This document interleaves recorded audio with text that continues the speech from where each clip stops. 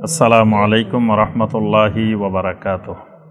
আলহামদুলিল্লাহি ওয়াহদা ওয়াসসালাতু ওয়াসসালামু আলা মান লা নাবিয়্যা বা'দা ওয়া আলা আলিহি ওয়া সাহবিহি ওয়া মাওয়ালা। এরপরে আসেন দ্বিতীয় কথা, এই কালেমার ফজিলত, এই কালেমার গুরুত্ব, এই কালেমার ফজিলত, এটা অনেক বিশাল আলোচনা। তো গুরুত্ব ফজিলতের দিকে আমরা বেশি যাব না। আমাদের মূল আলোচনা আজকে রোকনগুলো আলোচনা করব, আরেকদিন শর্তগুলো আলোচনা করবো আরেক খুতবায়। লা ইলাহা ইল্লাল্লাহর রোকন আর শর্ত, এটার গুরুত্ব আমরা সবাই জানি। এই লা ইলাহা ইল্লাল্লাহটাই হলো তাওহীদ। এই লা ইলাহা ইল্লাল্লাহ নিয়ে কবরে গেলে জান্নাত, এটা না নিয়ে গেলে জাহান্নাম। নবী সাল্লাল্লাহু আলাইহি ওয়াসাল্লামের অসংখ্য হাদিস, মান কানা আখিরু কালামিহি লা ইলাহা ইল্লাল্লাহ দাখালাল জান্নাহ, যে ব্যক্তির সর্বশেষ কালাম হবে লা ইলাহা ইল্লাল্লাহ দাখালাল জান্নাহ, সে জান্নাতে প্রবেশ করবে। মান মাতা ওয়া হুয়া ইয়ালামু আন্নাহু লা ইলাহা ইল্লাল্লাহ দাখালাল জান্নাহ, যে ব্যক্তি এমন অবস্থায় মারা গেল যে সেই জানে লা ইলাহা ইল্লাল্লাহ, তাহলে সে জান্নাতে যাবে। এরকম অনেক হাদিস আল্লাহ রাসূল সাল্লাল্লাহু আলাইহি ওয়াসাল্লাম বলছেন লা ইলাহা ইল্লাল্লাহ নিয়ে কবরে গেলে জান্নাত, লা ইলাহা ইল্লাল্লাহ না নিয়ে গেলে। আবু তালেবে অনেক কিছু করার পরেও নবী সাল্লাল্লাহু আলাইহি ওয়াসাল্লাম তাকে বলছিলেন, চাচা আপনি কুল লা ইলাহা ইল্লাল্লাহ, আপনি লা ইলাহা ইল্লাল্লাহ বলেন। আবু তালেব লা ইলাহা ইল্লাল্লাহ বলেন না, বলার কারণে ফামাতা কাফেরান, কাফের হয়ে জাহান্নামে চলে গেছে। তাহলে লা ইলাহা ইল্লাল্লাহ নিয়ে গেলে জান্নাত, না নিয়ে গেলে জাহান্নাম। তাহলে এটাই সবচেয়ে গুরুত্বপূর্ণ, লা ইলাহা ইল্লাল্লাহ। লা ইলাহা ইল্লাল্লাহ জান্নাতের চাবি, মিফতাহুল জান্নাহ। এই লা ইলাহা ইল্লাল্লাহর জন্যই, তাওহীদের জন্য আল্লাহ পাক আসমান জমিন সমস্ত মাখলুকাত সৃষ্টি করেছেন। আল্লাহ রাব্বুল আলামিন যুগে যুগে আসমানি কিতাব পাঠিয়েছেন এই লা ইলাহা ইল্লাল্লাহর দাওয়াতের জন্য। যুগে যুগে অসংখ্য নবী রাসূল পাঠিয়েছেন শুধু লা ইলাহা ইল্লাল্লাহর দাওয়াতের জন্যই।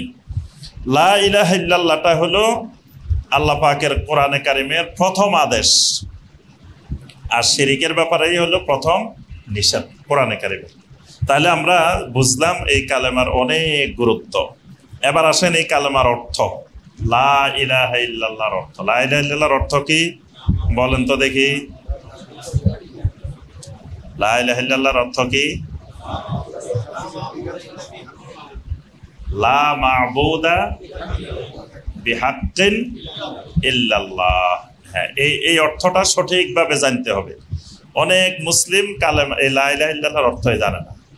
এমনি লা ইলাহা ইল্লাল্লাহ দিয়ে জান্নাতে যাব, কিন্তু লা ইলাহা ইল্লাল্লাহর অর্থটাই জানে না। লা ইলাহা ইল্লাল্লাহ যে সে বলতেছে কি অর্থ। আমাদের দেখবেন যারা আমরা সলাত আদায় করি, সলাতের ভিতরে কি বলতেছি অনেকেই জানে না। সে কি পড়তেছে কি বলতেছে এই সাধারণ ছোটখাটো জিনিসগুলাই জানে না। সূরা আল ফাতিহা পড়তেছে, ফাতিহার মধ্যে কি পড়তেছে এই অর্থটাও জানে। দোয়ায়ে কুনুত পড়ে ভিতরের নামাজে, দোয়ায়ে কুনুত, দোয়ায়ে কুনুতের মধ্যে সে আল্লাহর কাছে কি চাইতেছে, মিনিমাম এই জিনিসটা তো জানবে যে আমি আল্লাহর কাছে কি চাইতেছি, এটাও জানে না। এমনি আল্লাহুম্মা ইন্না নাস্তাঈনুকা ওয়া নাস্তাগফিরুকা ওয়া নু'মিনু বিকা এইগুলো পড়ে যাইতেছে, কিন্তু কি চাইতেছে আল্লাহর কাছে, কি দোয়া করতে সেটাই জানে না। এখানে ভিতরের নামাজে দোয়া করে যায় ওয়া নাখলাউ ওয়া নাতরুকু মাইয়াবজুরুকা, আল্লাহ যারা আপনার নাফরমানি করে তাদের সাথে আমি আজকে থেকে সম্পর্ক বিচ্ছিন্ন করলাম। এই মসজিদ থেকে বাইরে সামনে যাই, যারা নামাজে পড়ে না, এরা আল্লাহ নাফরমানি করছে না, এদের সাথে যে খুব আবার সম্পর্ক, মানে 1 মিনিটও যায় নাই, তাদের সাথে যে আবার সম্পর্ক। সেই দোকানে বসে টেলিভিশন দেখতেছে, আবার বসে বসে গল্প করতেছে, কথা বলতেছে। তো এখানে বলে গেল কি, বাইরে করলো কি, তার অর্থ হইলো সে কি বলে গেছে সেটা বুঝেই নেই। সে ভিতরে দোয়ায় কুনুত পড়ছে কিন্তু অর্থ বোঝে না। এজন্য ন্যূনতম যেগুলো আমরা সবসময় পড়ি এগুলো হলেও বোঝা দরকার। পুরা কোরআন না বুঝলেও মিনিমাম কিছু জিনিস বোঝা দরকার, যে আমি কি বলতেছি কি চাইতেছি। তা লা ইলাহা ইল্লাল্লাহ আমাকে জান্নাত দিবে, কিন্তু লা ইলাহা ইল্লাল্লাহর অর্থটাই জানে না। সর্বোচ্চ যদি জানে তো বলবে কি আল্লাহ ছাড়া কোনো মাবুদ নাই, কিন্তু এটা কালেমার সঠিক অর্থ নয়। কালেমার অর্থ হলো লা মা'বুদা, ইলাহ মানে মা'বুদ, লা ইলাহা, ইলা মানে মা'বুদ। এখানে ইলার পরে একটা শব্দ উজ্জ আছে। আরবি ব্যাকরণের নিয়ম অনুযায়ী লা যেটা, এটাকে বলা হয় লা ইনফি লিল জিন্স। তা লা যখন আসবে, তা লার একটা ইসিম থাকবে, একটা খবর থাকবে। এটা আরবি ব্যাকরণের নিয়ম। যেখানে লা আসবে, লার একটা ইসিম, একটা খবর। ইসিম হলো ইলাহা, কিন্তু এখানে খবরটা নাই, খবরটা গোপনীয় আছে। খবরটাই হলো বিহাক্কিন, মানে সত্য, যে আল্লাহ ছাড়া সত্য কোনো মাবুদ নেই। আল্লাহ ছাড়া যত মাবুদ পৃথিবীতে আছে, এগুলা সব হলো কি? বাতিল। সূরা আল হজ্জের ৬২ নম্বর আয়াতে আল্লাহ পাক এটার ব্যাখ্যা করছেন, যালিকা বিআন্নাল্লাহা হুয়াল হক। জেনে রাখো, আল্লাহ হলেন একমাত্র হক, সত্য মাবুদ। ওয়া আন্না মা ইয়াদউনা মিন দুনিহি হুয়াল বাতিল। আল্লাহকে ছাড়া যাদেরকে পৃথিবীর মানুষ ডাকে, মাবুদ বানায়, এরা সব হলো বাতিল।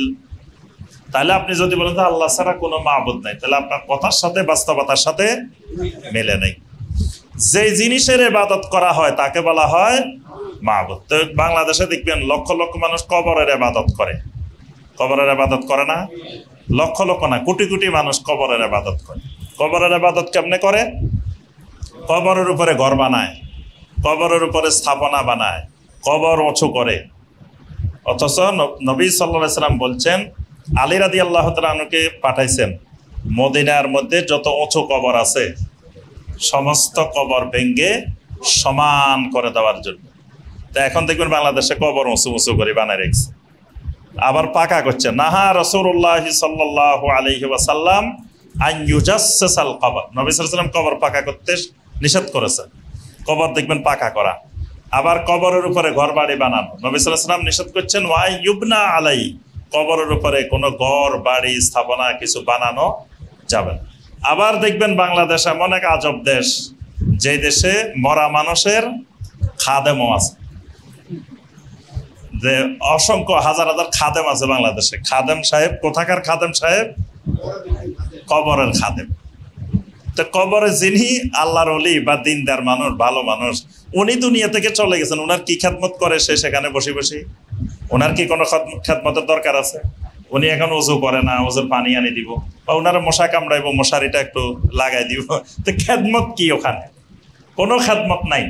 সেখানে বসে বসে আকাম করে, যেহেতু কাম নাই, কাজ যদি না থাকে তো মানুষ তো আকাম করবে। তো সে সেখানে বসে বসে কি করে? আকাম করে। আকাম করে মানে শিরিকের আস্তানা গড়ে তোলে। সে সেখানে বসে বসে মানুষ থেকে বলে যে আপনাদের যা মান্যত আছে সব নিয়ে আসে। তো মান্যত তো একমাত্র আল্লাহর জন্য, মান্যত কোনো ওলিয়া উলিয়ার জন্য মান্যত করা শিরিক। আল্লাহ ছাড়া কারো উদ্দেশ্যে মান্যত করা যাবে না। তো সে সেখানে মানুষকে শিরিকের আহ্বান জানাইতেছে, আপনাদের যা মান্যত আছে সব নিয়ে আসেন। তারপরে এখানে আল্লাহ এমন আল্লাহর ওলি আছে, আপনি চাইলেই পাইবেন তার কাছে। তো তার কাছে চাওয়া তো শিরিক। অর্থাৎ সে সেখানে বসে বসে শিরিকের দোকান দিছে, সে আকাম করতেছে বসে বসে, কারণ তার কোনো নির্দিষ্ট কাজ নাই। কারণ তার যার খেদমত করবে উনি তো নাই, তো সে আর কি খেদমত করবে? তাহলে এই যে কবর কেন্দ্রিক যত ইবাদত, এগুলা সব কি শিরিক। তাহলে যারা কবর কেন্দ্রিক ইবাদত করে তারা কবরকে কি বানায় ফেলছে? মাবুদ বানায় ফেলছে। তাহলে এই মাবুদ বাতিল মাবুদ।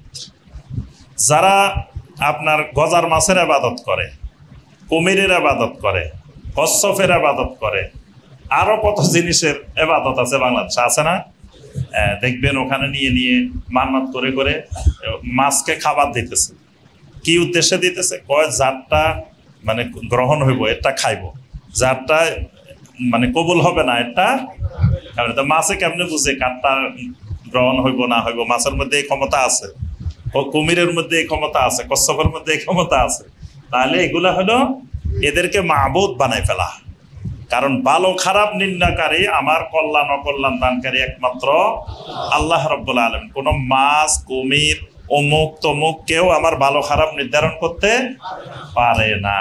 তাহলে এই কবরকে মানুষ মাবুদ বানায়, বিভিন্ন প্রাণীকে মাবুদ বানায়, গাছকে মাবুদ বানায়। তুলসী গাছকে কত মানুষ মাবুদ বানায়, তারপরে আপনার গরুকে মাবুদ বানায়, অনেকে গরুর পূজা করে, গরুর ইবাদত করে, গরুকে মাবুদ বানায়, সূর্যকে মাবুদ বানায়, চন্দ্রকে মাবুদ বানায়, তারকারাজিকে মাবুদ বানায়। তাহলে মাবুদের তো অভাবে নাই। কিন্তু এই আল্লাহ ছাড়া যত মাবুদ এগুলো সব হলো বাতিল। একমাত্র হক সত্যিকারের মাবুদ হিসাবে মেনে নিতে হবে আল্লাহ রাব্বুল আলামিনকে। এটা হলো লা ইলাহা ইল্লাল্লাহর অর্থ। এবার আসেন লা ইলাহা ইল্লাল্লাহর রোকন এবং শর্ত। তা আপনারা বলবেন দেখি লা ইলাহা ইল্লাল্লাহর রোকন কয়টা? জি, লা ইলাহা ইল্লাল্লাহর রোকন, শর্ত না। লা ইলাহা ইল্লাল্লাহর রোকন আর শর্ত বুঝেন কিনা আগে ওইটা বলেন। রোকন আর শর্ত কি? এই দিকের বাইরা বলেন দেখি, মাঝখানে বলিয়েন না, এইদিকে বলেন দেখি। রোকন কোনটা, শর্ত কোনটা? প্রত্যেকটা ইবাদতের কিন্তু রোকন আছে, শর্ত আছে। রোকন আর শর্ত ছাড়া কোনো ইবাদত নাই। আল্লাহর যত ইবাদত আছে প্রত্যেক ইবাদতের দেখবেন, আপনি সলাত আদায় করবেন, সলাতের কিছু শর্ত আছে, কিছু রোকন আছে। তারপরে আপনি সিয়াম পালন করবেন, সিয়ামের কিছু শর্ত আছে, কিছু রোকন আছে। হজ করবেন, হজের কিছু শর্ত আছে, হজের কিছু রোকন আছে। আরকান আহকাম, যেটা আমাদের দেশের ভাষায় বলে আরকান আহকাম। আহকাম মানে শর্ত, আরকান মানে রোকন। তাহলে দুটার মধ্যে পার্থক্য কি? আচ্ছা, এদিকের ভাইয়েরা বলেন, রোকন আর শর্তর মধ্যে পার্থক্য কি? দুটা কেউ বলবেন না? শর্ত হলো ফরজ, রোকন ও ফরজ, দুটাই ফরজ।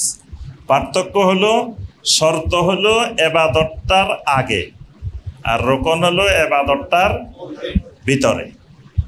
ইবাদতের ভিতরে যে ফরজগুলা, এগুলাকে বলা হয় রোকন। ইবাদত শুরু করার আগে যেগুলা ফরজ সেগুলা শর্ত। যেমন সলাতের আগে আপনাকে ওযু করা লাগবে, ওযু হলো কি? শর্ত। ওযু হলো সলাতের নামাজের শর্ত, রোকন না, কিন্তু ওযু ফরজ। তারপরে ওযুর আগে আপনার শরীর পাক হইতে হবে, এটা শর্ত। আপনি যেখানে সলাত আদায় করবেন এটা পাক হইতে হবে, এটা শর্ত। আপনার কাপড় চোপড় পাক হইতে হবে, এটা শর্ত। কেবলামুখী হইতে হবে, এটা শর্ত। নিয়ত করা লাগবে, নিয়ত পড়া লাগবে না, নিয়ত করা লাগবে, এটা কি? শর্ত। আর রোকন কি? আপনি তাকবীরে তাহরিমা বলেন, সালাত শুরু করতে হবে আল্লাহু আকবার, প্রথম তাকবীরটা ফরজ তাকবীর। এই তাকবীর না হলে নামাজ হবে না। এজন্য আপনি ইমামকে সাজদায় পাইলেও প্রথম কিন্তু তাকবীর দিয়ে সালাত শুরু করতে হবে, যেই অবস্থায় পান, কারণ ওইটা ফরজ, রোকন। তারপরে রুকু করা রোকন, সাজদা করা রোকন, এগুলো হলো এক একটা কি? তাহলে বুঝতে পারছেন আবার শর্ত কি, রোকন কি? শর্ত হলো আগের গুলা, রোকন হলো ভিতরের গুলা। আরো কিছু পার্থক্য আছে শর্ত আর রোকনের মধ্যে। এগুলোর ফরজ না বলি শর্ত আর রোকন বলার পিছনে কারণ আছে। শর্তবিহীন রোকন হয় না, রোকন বাতিল হয়ে যাবে।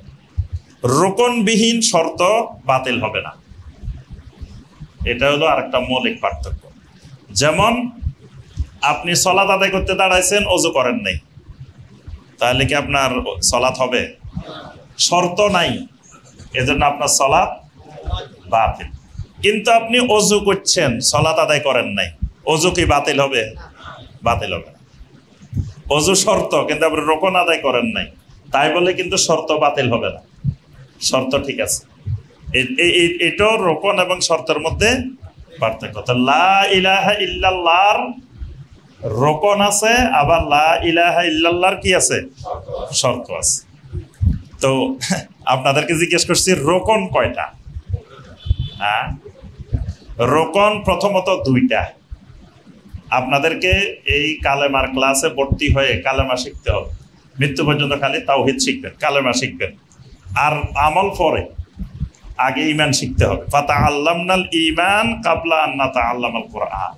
ঈমান শিখার আগে অন্য কিছু শিখে লাভ নেই, আগে ঈমান শিখতে হবে। তাহলে ঈমান, লা ইলাহা ইল্লাল্লাহর রোকন হলো কয়টা? দুইটা। প্রথমটা হলো নফি, দ্বিতীয়টা হলো ইসবাত। প্রথমটা নফি, নফি মানে না, ইসবাত মানে হ্যাঁ। এই দুইটা হলো লা ইলাহা ইল্লাল্লাহর রোকন।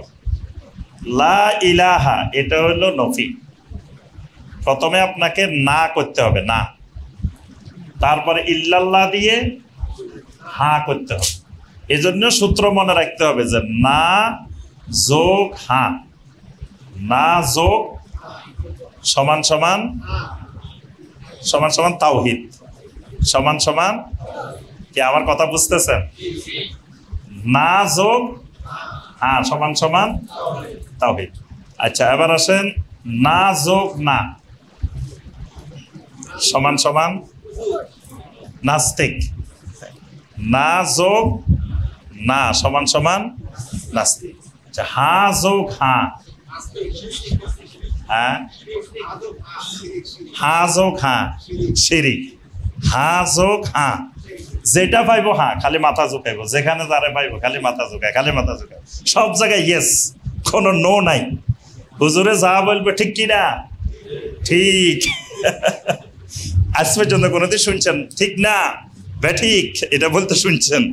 যা কয় সব ঠিক। তাহলে হা যোগ হা সমান সমান শিরিক। সব জায়গায় হা করা যাবে না, কিছু জায়গায় হা কিছু জায়গায় না, এটার নাম তাওহীদ। এজন্য শাইখ উসাইমিন রাহিমাহুল্লাহ, ইমাম ইবনুল কাইয়িম রাহিমাহুল্লাহ তারা বলছেন যে আল্লাহ পাকের কালেমাটা আল্লাহ পাক পজিটিভ আকারেও দিতে পারতেন, কিন্তু সেটা দিয়ে তাওহীদ সাব্যস্ত হইতো না। যেমন যদি কালেমাটা লা ইলাহা ইল্লাল্লাহ না হয়, যদি হইতো আল্লাহু ইলাহুন, আল্লাহু ইলাহুন অর্থ কি? আল্লাহ মাবুদ, আল্লাহ মাবুদ। তো আল্লাহর আপনি মাবুদ মেনে নিছেন, এটা তো হইতো, কালেমাটা এইভাবে দিলেও তো হইতো, কিন্তু আল্লাহ পাক এইভাবে দেন নাই। কারণ আল্লাহু ইলাহুন এটার দ্বারা বাকি যে বাতিল মাবুদ আছে এগুলা কিন্তু না হয় নাই। আল্লাহকেও মাবুদ মানলেন, পাশাপাশি অন্যান্য মাবুদও মানার সম্ভাবনা আছে, কিন্তু যখন এটাকে না যোগ হা করা হবে তখন হবে যে না, একমাত্র আল্লাহই সত্য মাবুদ, আর কোনো মাবুদ আমি মানি। শেখ সালেহ আল ফাওজান হাফিজাহুল্লাহ এটাকে একটা উদাহরণ দিয়েছেন, যে এক ব্যক্তি বলল খালেদুন কায়েমুন, খালেদ দণ্ডায়মান, খালেদ দণ্ডায়মান। তাহলে যদি আপনাদেরকে প্রশ্ন করি খালেদ কোন অবস্থায় আছে? দাঁড়াই আছে। খালেদ ছাড়া বাকি যারা আছেন তারা কোন অবস্থায়? দাঁড়াইও থাকতে পারে, বসিও থাকতে পারে। বাকিরা কোন অবস্থা আছে এটা কিন্তু নিশ্চিত হয় নাই। আর যখন বাক্যটাকে না যোগ হা করে বলা হবে লা কায়েমা ইল্লা খালেদুন, খালেদ ছাড়া আর কেউ দণ্ডায়মান নাই, এবার বোঝা গেছে শুধু খালেদে দাঁড়ায় রয়েছে, বাকি সব বসে রয়েছে। এটার নাম তাওহীদ, এটার নাম তাওহীদ। বুঝে আসছে এবার? তাহলে রকম কয়টা? 1 নম্বর নফি না, 2 নম্বর। এবার হলো কোথায় না কোথায় হা এটা জানতে হবে। না এর জায়গায় হা, হা এর জায়গায় না দিয়ে দিলে উল্টা পাল্টা হয়ে যাবে। এখানে প্রস্রাব করিবেন না করিলে এখন আপনি কোথায় দাঁড়ি, কোথায় কমা, কোথায় কি এটা তো বুঝতে হবে। এখন না এর জায়গায় হা, হা এর জায়গায় যদি না হয়ে যায় ঈমান শেষ হয়ে যাবে। এই জন্য সবার আগে লা ইলাহা ইল্লাল্লাহ রোকন জানতে হবে। আমাদের সময় কম, সংক্ষেপে মূল কথা যেটা, 4 জায়গায় না, 4 জায়গায় না করতে হবে। 4 জায়গায় কি করতে হবে? না, ওখানে নোতে টিপ দিতে হবে সব সময়। আর 4 জায়গায় সব সময় হাতে ইয়েস ক্লিক করতে হবে, সব সময় ইয়েস, সব সময় ইয়েস। 4টা জায়গায় ইয়েস, 4টা জায়গায় নো। এটা মনে রাখতে হবে আজীবন, মৃত্যু পর্যন্ত। না হয় লা ইলাহা ইল্লাল্লাহ নিয়ে কবরে যাওয়া যাবে না। 4 জায়গা কোন 4 জায়গা? 1 নম্বর আরবাবা মিন দুনিল্লাহ, আল্লাহ ছাড়া জমিনে যত বাতিল রব আছে, রব, আল্লাহ ছাড়া যত রব আছে সব রবকে নো করে দিতে হবে, সমস্ত রব। এখন খালি এটা একথা বললেই হবে। এখন আপনাদেরকে যদি লাগাই দিই যে ভাই কালকে একটু বের করেন তো ঢাকা সিটি, একটু জরিপ করে একটা গবেষণা করে আসেন, কয়জন রব খুঁজে পাইছেন? তা আপনারা তো খুঁজে খুঁজে একজনও বাইর করতে পারবেন না। পরে দেখবেন যে আসলে আপনি নিজেই রব, আপনি নিজেই রব হয়ে বসে রয়েছেন, কিন্তু আপনি বুঝতেছেন না, রবে বুঝেন নাই। তাহলে আপনি রব খুঁজে পাবেন কেন? কেউ কি বলছে ঢাকা শহরে যে আমি আপনাদের রব? এ কথা কেউ বলছে? তা আপনাকে যদি বলি যে আল্লাহ ছাড়া যত রব আছে না করবেন, তা আপনি করবেন যে না, আল্লাহ ছাড়া কই রব তো নাই। এজন্য লা ইলাহা ইল্লাল্লাহ বলার পরেই প্রথম কাজ রবকে চিনা, রবকে চিনা, রবকে বোঝা। কবরে এই জন্য 1 নম্বর প্রশ্ন মার রব্বুকা, মারিফাতুর রব। রব কি, রব কাকে বলে, রব কি জিনিস? কবরে গেলে এই জন্য 1 নম্বরে সবার আগে মার রব্বুকা, তোমার রবকে। সূরা তাওবার 31 নম্বর আয়াতে আল্লাহ পাক বলেছেন, ইত্তাখাযু আহবারাহুম ওয়া রুহবানাহুম আরবাবাম মিন দুনিল্লাহি ওয়াল মাসীহ ইবনে মারইয়াম। ইহুদিরা, খ্রিস্টানেরা তাদের আহবার, তাদের রুহবানদেরকে আল্লাহকে বাদ দিয়ে রব বানাইছে। তো ইহুদিদের, খ্রিস্টানদের সবচাইতে বড় আলেম, নবী সাল্লাল্লাহু আলাইহি ওয়াসাল্লামের যুগে খ্রিস্টানদের সবচাইতে বড় আলেম যিনি, ওনার নাম হলো আদি ইবনে হাতেম। হাতেম তাইর ছেলে। হাতেম তাইর নাম শুনছেন না? হাতেম আর তয়, তয় গোত্রের, তয় আরবের একটা প্রসিদ্ধ গোত্র, ওই গোত্রের এই হাতেম ছিল ওই গোত্র। তার ছেলে হলো আদি। আদি হলো খ্রিস্টানদের ওই জমানার সবচেয়ে বড় আলেম। আদি ইবনে হাতেম পরে সাহাবী হয়েছেন তিনি, রাদিয়াল্লাহু তাআলা। পরে তিনি একদিন নবী সাল্লাল্লাহু আলাইহি ওয়াসাল্লামের কাছে আসছেন বিশাল এক দলবল নিয়ে। আসার সময় ওনার গলার মধ্যে একটা ক্রুশ, কোন কোন রাওয়ায়াতে আসছে মাথার মধ্যে ক্রুশ, কোন কোন রাওয়ায়াতে আসছে গলার মধ্যে একটা ক্রুশ, স্বর্ণের ক্রুশ, সলিবুন মিন জাহাবিন, স্বর্ণের ক্রুশ লাগান। তো ওই অবস্থায় ঢুকতেছে একবারে বীর দর্পে, মানে এটা সবচেয়ে বড় আলেম খ্রিস্টানদের। নবী সাল্লাল্লাহু আলাইহি ওয়াসাল্লামকে তো তখন তো ইসলাম গ্রহণ করে নাই, নবী সাল্লাল্লাহু আলাইহি ওয়াসাল্লামকে তো আর এত মর্যাদা দিতেছে না, একেবারে দরজা দিয়ে ঢুকতেছে। তো নবী সাল্লাল্লাহু আলাইহি ওয়াসাল্লাম দেখতেছেন যে সে অহংকারের সাথে এটা নিয়ে ঢুকতেছে।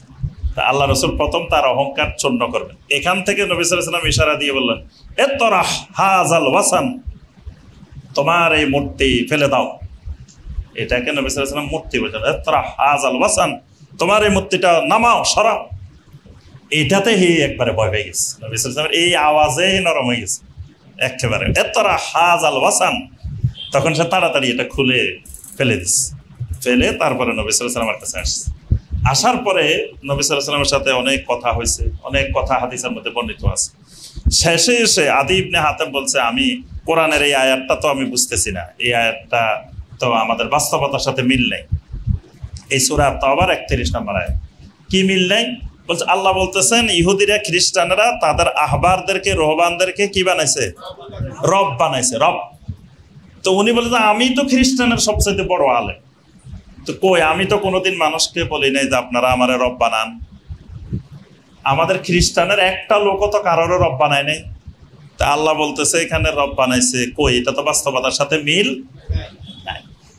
তখন নবী সাল্লাল্লাহু আলাইহি ওয়াসাল্লাম বললেন, আমা ইন্নাহুম কানু ইজা ইয়াস্তাহিল্লুনা ফায়াস্তাহিল্লুন, রে তোমাদের এই আহবারেরা, রহবানেরা যখন কোনো জিনিসকে তোমাদের জন্য হালাল বানাইছে, তোমরা কি সেটাকে হালাল হিসাবে গ্রহণ করো নাই?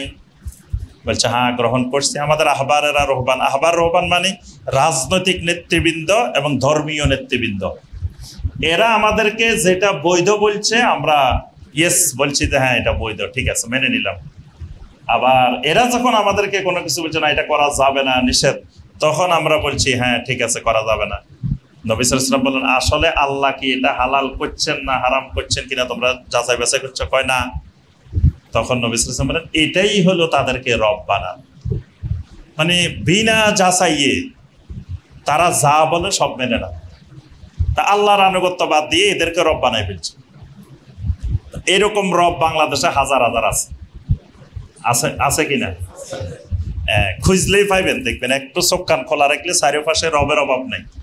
তো 1 নম্বরে আল্লাহ ছাড়া যত বাতিল রব আছে এদের সাথে সম্পর্ক রাখা যাবে না, চিরতরে চিহ্ন।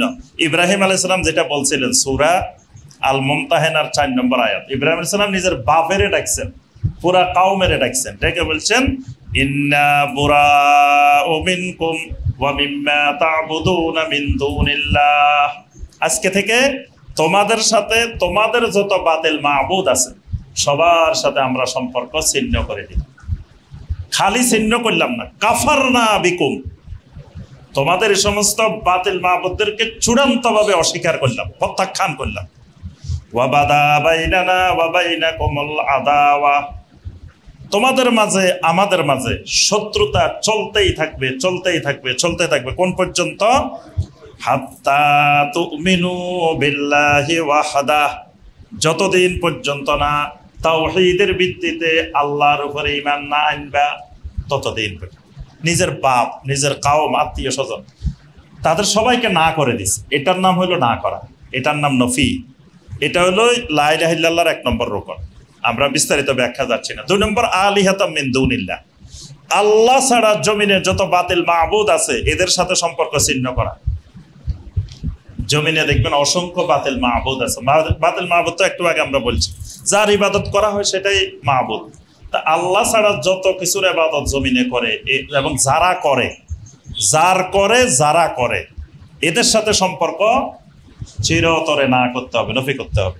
3 নম্বর আন্দাদাম মিন দুনিল্লাহ, যারা জমিনে আল্লাহর সমকক্ষ হয়ে বসে আছে তাদের সাথে সম্পর্ক ছিন্ন করতে হবে। যেমন জমিনে হুকুম দেওয়ার অধিকার কার? সূরা ইউসুফের 106 নম্বর আয়াত, ইনিল হুকমু ইল্লা লিল্লাহ, আইন দিবে, হুকুম দিবে, নির্দেশ দিবে একমাত্র আল্লাহ। কারণ কি? সূরা আল আরাফের 54 নম্বর আয়াতে আল্লাহ পাক ব্যাখ্যা করে বলছেন, আলা লাহুল খালকু ওয়াল আমরু তাবারাকাল্লাহু রাব্বুল আলামিন। জেনে রাখো সমস্ত সৃষ্টি একমাত্র আমার, সৃষ্টির উপরে আইন চলবে, হুকুম চলবে, নির্দেশও চলবে একমাত্র আমার। তাহলে এটা আল্লাহর অধিকার। এখন আল্লাহর জায়গায় যারা বসে বসে বান্দাদেরকে, আল্লাহর বান্দাদেরকে হুকুম দেয়, আইন দেয়, বিধান দেয়, এরা আল্লাহর সমকক্ষ হয়ে বসে আছে। এদেরকে না করতে হবে, এদের সাথে সম্পর্ক চিরতরে বিচ্ছিন্ন করতে হবে। 4 নম্বর আত-তাগুত, জমিনে যারা তাগুত আছে, তাগুত চিনতে হবে। তাগুত চিনা ফরজ। সমস্ত নবীরা, এমন কোন নবী জমিনে আসে নাই যে নবী জাতিকে বলে নাই ওয়াজতানিবুত তাগুত, তাগুত পরিহার করো। তা আমরা তাগুতের অনেক আলোচনা করছি এই মসজিদে এগুলো সব অনেকবার আলোচনা হয়েছে। তাও আরেকবার একটু মনে করাই দেওয়া। আরেকটা বোঝা গেছে আপনারা লেখাপড়া ছেড়ে দিচ্ছেন, আপনাদের আবার লেখাপড়া শুরু করতে হবে, জোরালো ভাবে লেখাপড়া করতে হবে। এলমের বিকল্প নাই, লেখাপড়ার বিকল্প নাই। ঈমান নিয়ে থাকতে হলে ফিতনার যুগে এলেম লাগবেই, এলমের সাথে লেগে থাকতে হবে সব সময়। এবং এই রমাদান মাস এলেম চর্চার মহা সুযোগ, এজন্য এই মাসে বেশি বেশি এলেম চর্চা করবেন। আর 4টা জিনিসকে হাঁ করতে হবে, এই 4টা জিনিস মনে রাখতে হবে। আমরা আরেকদিন পড়া নেব ইনশাল্লাহ। এই 4টা মনে থাকবো। 1 নম্বরে কি? আরবাবাম মিন দুনিল্লাহ, এভাবে মনে রাখলে সুবিধা হবে। আরবাবাম মিন দুনিল্লাহ। 2 নম্বর আলিহাতাম মিন দুনিল্লাহ। 3 নম্বর আন্দাদাম মিন দুনিল্লাহ। 4 নম্বর তাগুত। এই 4 শ্রেণীকে না করতে হবে, নফি। আর 4টা জিনিস হাঁ করতে হবে। আর রুবুবিয়্যাতু লিল্লাহি ওয়াহদা, আল্লাহকে একমাত্র রব মেনে নিতে হবে। এবার রব বুঝতে হবে, রবের যতগুলো সেক্টর আছে সব সেক্টরে শুধু আল্লাহকে ঠিক দিতে হবে, শুধু আল্লাহকে ঠিক দিতে হবে, শুধু আল্লাহকে হাঁ করতে হবে। এটা লা ইলাহা ইল্লাল্লাহর রুকন। 2 নম্বর আল উলুহিয়াতু লিল্লাহি ওয়াহদা, মানে উলুহিয়াত হিসাবে, ইলাহ হিসাবে একমাত্র আল্লাহকে নির্ধারণ করতে হবে, মাবুদ হিসাবে একমাত্র আল্লাহকে, ইবাদত আল্লাহর জন্য নির্দিষ্ট করতে হবে। 3 নম্বর আল মুহাব্বাতুল খালিসাতু লিল্লাহি ওয়াহদা, মানে ভালোবাসা, মাহাব্বা, এটা আমরা একজন আরেকজনকে ভালোবাসবো, ইমানদারদেরকে ভালোবাসবো, মা বাবাকে ভালোবাসবো, তারপরে নবী সাল্লাল্লাহু আলাইহি ওয়াসাল্লামকে ভালোবাসবো। ভালোবাসার অনেকগুলা স্তর আছে, কিন্তু সবার ঊর্ধ্বে ভালোবাসা হবে কার? আল্লাহ। সূরা আল বাকারার 165 নম্বর আয়াত, ওয়াল্লাযীনা আমানু আশাদ্দু হুব্বাল লিল্লাহ, মানে আল্লাহর ভালোবাসার সামনে সমস্ত ভালোবাসা তুচ্ছ হয়ে যাবে। এটার নাম লা ইলাহা ইল্লাল্লাহ। 4 নম্বর আত-তাআতুল মুতলাকা লিল্লাহ, মানে নিঃশর্ত আনুগত্য হবে একমাত্র আল্লাহ। নিঃশর্ত আনুগত্য আর শর্তযুক্ত আনুগত্য কি? তাআ মুতলাকা, তাআ মুকাইয়াদা। আল্লাহ এবং আল্লাহ রাসূল ছাড়া বাকি সবার আনুগত্য হবে মুকাইয়াদা, মানে শর্তযুক্ত। তোমার কথা যদি আল্লাহ এবং রাসূলের সাথে মিলে আমি মানব, না মিললে বাদ। তুমি যত বড় ব্যক্তি হও না কেন। সাহাবায়ে কেরাম আবু বকর, ওমর রাদিয়াল্লাহু তাআলা আনহুর কথাও নিঃশর্তে মেনে নেন নাই, মানে শর্তযুক্ত মানছেন। আবু বকর ওমরের কথা বলতে হলে দলিল দিয়ে কথা বলা লাগে। হ্যাঁ, যে দলিল দিয়ে কথা না বললে তারা মেনে নিতেন না। কিন্তু নবী সাল্লাল্লাহু আলাইহি ওয়াসাল্লামের কথা, আল্লাহ রাব্বুল আলামিনের কালাম যখনই পাওয়া যাবে, যদি বিশুদ্ধ সূত্রে নবী সাল্লাল্লাহু আলাইহি ওয়াসাল্লামের হাদিসটা পাওয়া যায়। তারপরে আল্লাহ রাব্বুল আলামিনের কোনো কথা যখন পাওয়া যাবে তখন বলতে হবে সামি'না ওয়া আতা'না, শুনলাম আর মানলাম। এটার নাম নিঃশর্ত আনুগত্য। এই নিঃশর্ত আনুগত্য হবে একমাত্র আল্লাহ। এই চারটা হলো ইসবাত। রুবুবিয়্যাতু লিল্লাহি ওয়াহদা, উলুহিয়্যাতু লিল্লাহি ওয়াহদা, মুহাব্বাতুল খালিসা লিল্লাহি ওয়াহদা, আরেকটা হলো আত-তাআতুল মুতলাকা লিল্লাহি ওয়াহদা। এই 8টা হলো রোকন, মানে প্রথম 2টা আবার 2টা 4টা, মোট হলো 8টা। এই 8টা মুখস্থ করবেন দলিল সহকারে, আয়াত সহকারে। আল্লাহ রাব্বুল আলামিন আমাদের সবাইকে লা ইলাহা ইল্লাল্লাহকে জানার, বুঝার এবং লা ইলাহা ইল্লাল্লাহর জ্ঞান জানা। এই ব্যাপারে ইমাম ইবনে উয়াইনা রাহমাহুল্লাহ বলেন যে মা আনআমাল্লাহু আলা আবদিন মিনাল ইবাদ নি'মাতুন আ'যামু মিন মান আররাফাহুম লা ইলাহা ইল্লাল্লাহ। মানে যেই লোকে লা ইলাহা ইল্লাল্লাহ জ্ঞান অর্জন করছে, এর থেকে বড় নিয়ামত আল্লাহ জমিনে আর কোনো বান্দাকে দেন না, লা ইলাহা ইল্লাল্লাহর জ্ঞানের মতো। ইমাম ইবনে রজব রাহিমাহুল্লাহ বলেন ওয়া ইন্না লা ইলাহা ইল্লাল্লাহ লি আহলিল জান্নাহ কাল মাইল বারিদ লি আহলিদ দুনিয়া। জান্নাতবাসীদের জন্য লা ইলাহা ইল্লাল্লাহ ওই রকম যেমন দুনিয়াবাসীদের জন্য ঠান্ডা পানি। মানে প্রচন্ড গরমে ঠান্ডা পানি, সুশীতল পানি পাইলে মানুষ যেমন খুশি হয়, মানে তার কাছে ভালো লাগে, মজা লাগে, এই জান্নাতবাসী হইতে চাইলে তার কাছে সবচাইতে মজার হইল লা ইলাহা ইল্লাল্লাহ। এই জন্য লা ইলাহা ইল্লাল্লাহর ইলম শিক্ষা ফরজে আইন। আল্লাহ পাক আমাদের সবাইকে তৌফিক দান করুন, আমিন ইয়া রাব্বাল আলামিন। আসসালামু আলাইকুম ওয়া রাহমাতুল্লাহি ওয়া বারাকাতুহু।